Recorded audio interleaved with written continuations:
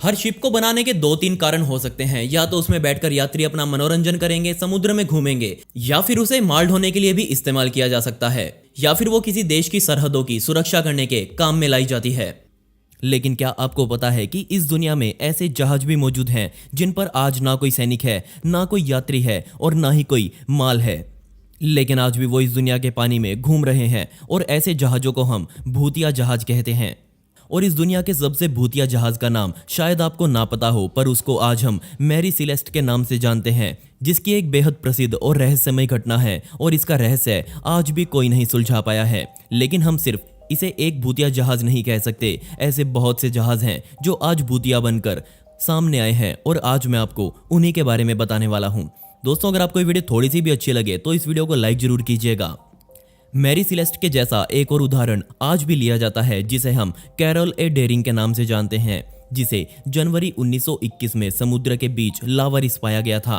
कमाल की बात यह थी कि इससे सिर्फ 2 साल पहले ही इस जहाज को पहली बार पानी में उतारा गया था। कुछ लोग आज भी मानते हैं कि इस जहाज का ये हाल करने के पीछे बदनाम बरमूडा ट्रायंगल का हाथ हो सकता है, या फिर मुझे लगता है कि इसके ऐसे हाल के पीछे जरूर समुद्री लुटेरे हो सकते हैं। इस जहाज को सबसे पहले नॉर्थ कैरोलिना के तट के पास लावारिस हालातों में देखा गया। उस समय मौसम खराब था, जिस वजह से उस समय तो इसे बचाने के लिए रेस्क्यू ऑपरेशन नहीं किया गया।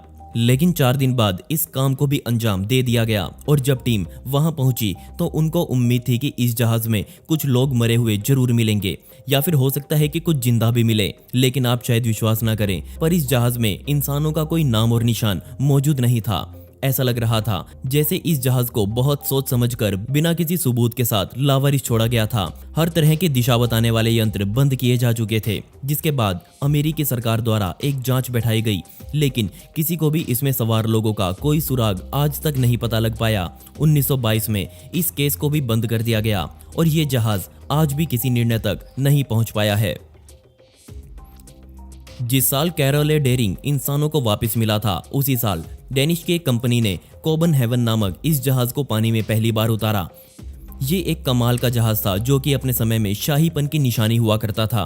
पहले तो इस जहाज को डेनिश नेवी द्वारा ट्रेनिंग के लिए इस्तेमाल किया गया और पूरे 7 सालों तक ये जहाज ऐसे ही इस्तेमाल होता रहा। और दिसंबर 1928 में इस जहाज को अर्जेंटीना से ऑस्ट्रेलिया की यात्रा पर निकलना था। लेकिन इसी यात्रा के बीच में इस जहाज के साथ क्या हुआ ये कोई नहीं जानता। लेकिन इसके बाद ये जहाज फिर कभी नहीं देखा गया।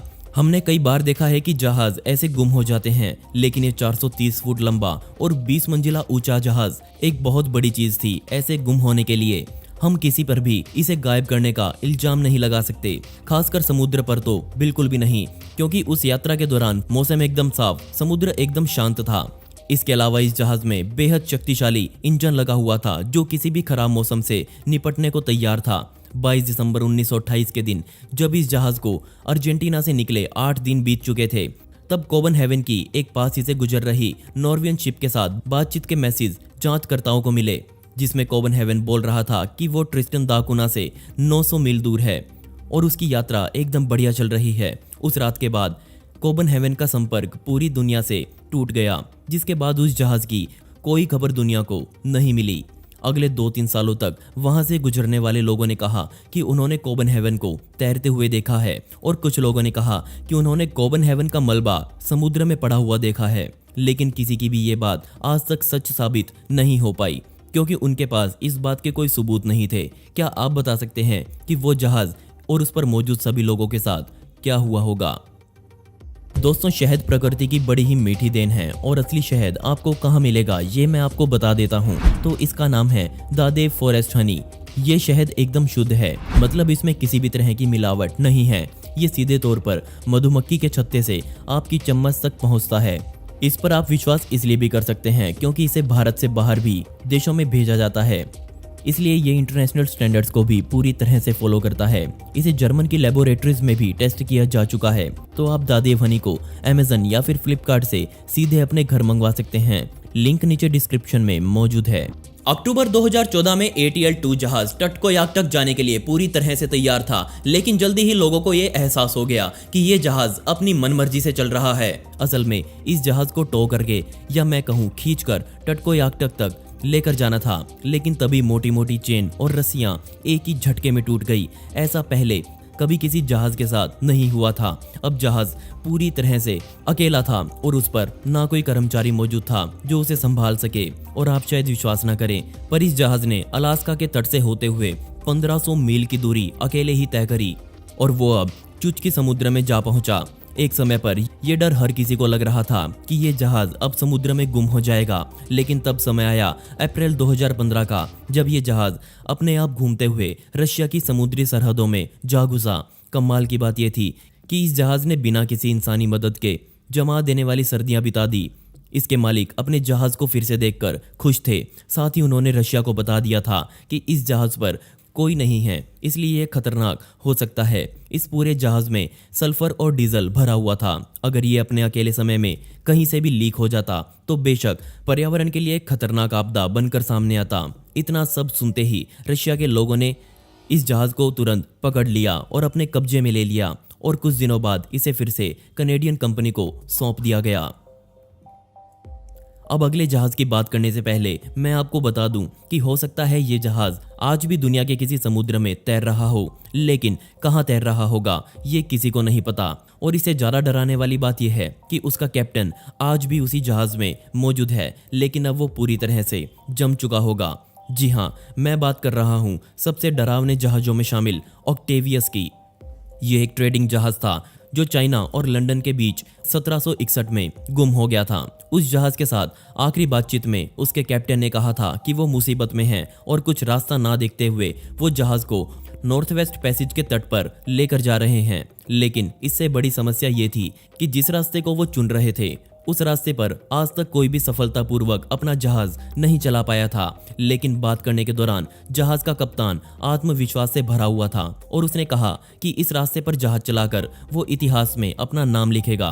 ऑक्टेवियस ना कभी नॉर्थ वेस्ट पैसेज पहुंचा और ना कभी लंदन पहुंचा, बल्कि वो तो उस बातचीत के बाद कभी दिखाई नहीं और ना ही उसकी कोई खबर मिली। अब मैं आपको इस जहाज की एक डरावनी घटना बता देता हूँ। इस जहाज को फिर से देखा जरूर गया और वो जगह थी ग्रीनलैंड का तट, जिसमें इसके कर्मचारी और कैप्टन भी सवार थे। उसके पास से गुजर रही व्हेलिंग शिप ने इसे देखा और इस पर चढ़ने की सोची। उनको उम्मीद थी कि यहाँ जरूर कोई होगा और शायद हो सकता है कि उसे मदद की जरूरत हो, लेकिन वो लोग बहुत ज्यादा लेट हो चुके थे। ये समय था 1775 का और अब पूरे 14 साल इस जहाज को गुम हुए बीत चुके थे। सभी कर्मचारियों की बॉडी पूरी तरह से बर्फ में जम चुकी थी और वो सभी अपने अपने कमरों में मौजूद थे। इसके अलावा इस जहाज का कैप्टन, जो कि अपनी टेबल पर बैठा था, वो भी पूरी तरह से जमा हुआ था। उसके हाथ में पेन मौजूद था और उसके सामने एक किताब खुली हुई थी। जो लोग अब बचाने के लिए उस जहाज पर चढ़े थे वो इतना डर गए थे कि उल्टे पैर जहाज से उतरकर भागने लगे। उनको लग रहा था कि वो किसी श्रापित जहाज पर चढ़ गए हैं। उन्होंने उस कैप्टन की किताब उठाई और वहां से निकल गए। अब सोचने वाली बात यह है कि कैसे इस जहाज ने 14 सालों तक समुद्री लहरों को सहा होगा और उसके बाद फिर से वो जहाज अपनी अनंत यात्रा पर अपने क्रू को साथ लेकर निकल पड़ा, जिसके बाद उसे फिर कभी नहीं देखा गया। एक अच्छे से बनाया गया जहाज समुद्री लहरों को सालों तक झेल सकता है, लेकिन कोई भी जहाज हमेशा के लिए नहीं टिक सकता। और ऐसा ही एक जहाज 1976 में लॉन्च हुआ जिसका नाम था MV एल्टा। इसे मुख्य तौर पर सामान ढोने के लिए बनाया गया था, लेकिन मजबूरी में आकर इस जहाज को बीच समुद्र में ही लावारिस छोड़ना पड़ा, क्योंकि जब यह ग्रीस से हेटी जा रहा था तब एकदम से पूरे जहाज में बिजली ठप पड़ गई और एक झटके में ही ये जहाज डेड हो गया। ये बात है सितंबर 2018 की। इस जहाज पर मौजूद कर्मचारियों को मजबूरी में 20 दिन इस जहाज पर ही काटने पड़े, लेकिन फिर उन्हें ढूंढा गया और बचा लिया गया। इस जहाज को बचाना लगभग नामुमकिन था, जिस वजह से इसे ऐसे ही लावारिस छोड़ना पड़ा। अब कहानी यहीं खत्म नहीं होती। अब आप सभी को पता है कि कोई भी जहाज चलाने के लिए उसमें कर्मचारी होते हैं जो उसे दिशा निर्देश देते रहते हैं, लेकिन इसमें ऐसा कोई कर्मचारी ना होते हुए भी उसने अपनी दिशा बदली और यूरोप की तरफ बढ़ने लगा। और फाइनली ये जहाज फरवरी 2020 में काउंटी कॉर्क के तट पर आकर लावारिस बन गया। इस जहाज ने कई देशों की सीमाओं में प्रवेश किया, लेकिन किसी ने भी इस पर ध्यान नहीं दिया। इतना सब झेलने के बाद भी इस जहाज पर किसी तरह के कोई चोट के निशान नहीं थे और आज भी ये जहाज आयरिश तट पर खड़ा हुआ है और हम बस उम्मीद कर सकते हैं कि जल्दी ही इसे फिर से ठीक किया जाएगा।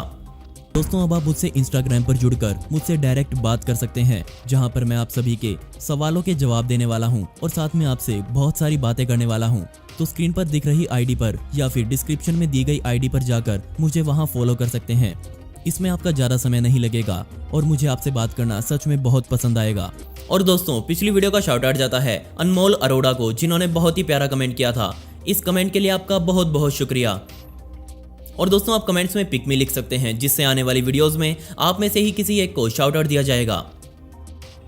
दोस्तों आपको इनमें से सबसे हैरान कर देने वाली घटना कौन से जहाज की लगी, मुझे नीचे कमेंट सेक्शन में जरूर बताइएगा। और इस वीडियो का पार्ट 2 चाहिए हो तो कमेंट्स में पार्ट 2 जरूर लिखें। ऐसी ही इंटरेस्टिंग वीडियोस देखने के लिए मिस्टीरियस दुनिया को अभी सब्सक्राइब करें। मिलते हैं अगली वीडियो में। यह वीडियो देखने के लिए धन्यवाद।